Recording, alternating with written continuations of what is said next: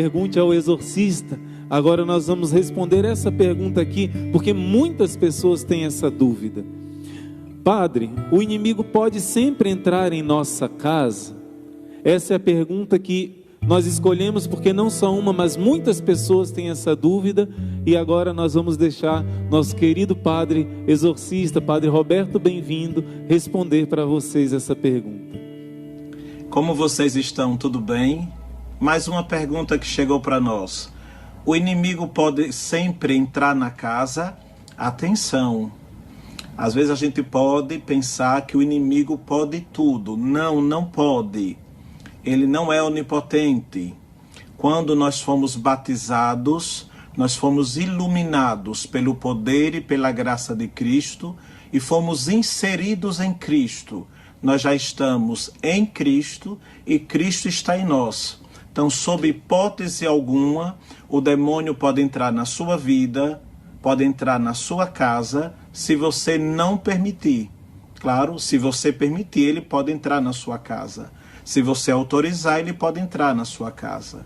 E o lugar ou a maneira primeira que o inimigo entra na nossa casa é através da nossa vida, com a nossa forma de pensar as coisas, com a nossa forma de pensar a vida, com a nossa forma de pensar o pecado. Por exemplo, em pensarmos que tudo é permitido, nós estaremos dando brechas ao inimigo para entrar através do nosso pensamento na nossa vida. Por exemplo, o consentimento. O pecado, ele começa quando a pessoa consente, não simplesmente quando a pessoa é sugestionada. Então, o inimigo não pode entrar na sua casa, a não ser que você autorize, a não ser que você permita. Sobretudo, o pai e a mãe de família são senhores da casa, determinam quem entra e quem sai. Então o demônio não pode nem tocar em você, porque entre você e o demônio está o Senhor Jesus. O demônio também não pode tocar na sua casa, a não ser que você permita. Fique tranquilo, nós cristãos, com muita humildade, por causa do batismo, brilhamos mais do que o sol, e o brilho dissipa todas as trevas. Deus te abençoe, em nome do Pai, do Filho e do Espírito Santo. Amém. Amém, Jesus, amém. E meus irmãos, isso que o padre disse é muito importante. Ele vai dizer que o inimigo não tem autorização para entrar, a não ser que você permita.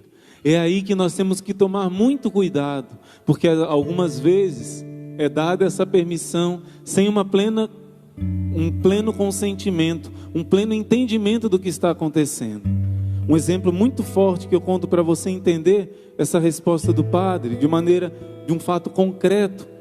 Uma família que era muito ativa na igreja, né? A mãe dava aula de religião, né? Eles eram envolvidos com pastorais, muito amigos de padres na igreja, porém, ela vivia junta e não casada. E além disso, a filha, no espírito de rebeldia, começou a ouvir muito as músicas do Raul Seixas, que declaradamente invoca o outro lado. Isso deu uma brecha imensa numa família que achava que estava vivendo como cristã e não percebeu o tamanho da brecha. Resultado, uma brecha outra maior. Fizeram aquela brincadeira do copo que se chama tábua de Ouija.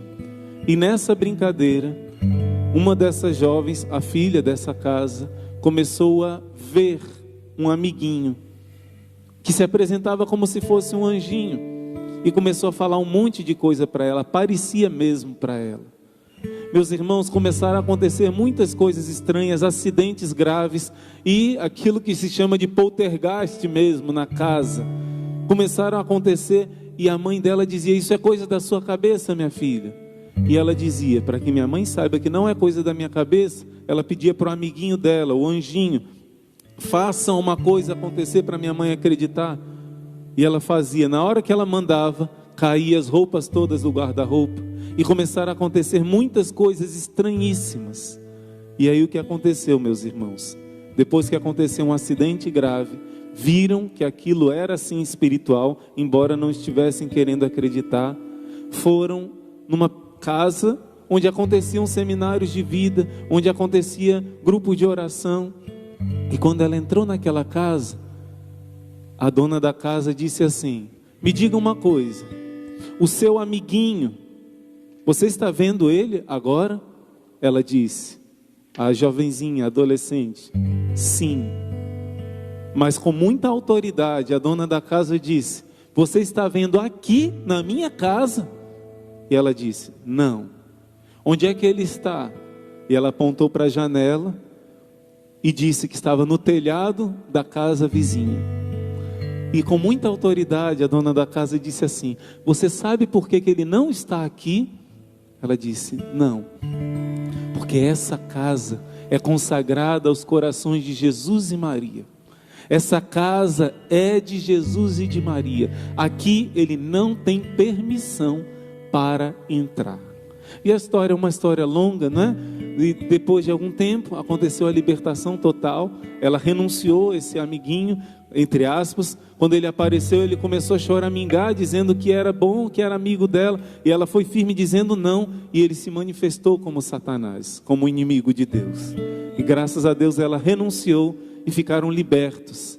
Mas eu conto isso para que você entenda que o padre disse muito firmemente: quem vive como cristão, como São Patrício deu o exemplo, você que é uma luz, Cristo brilha em você e as trevas fogem de você.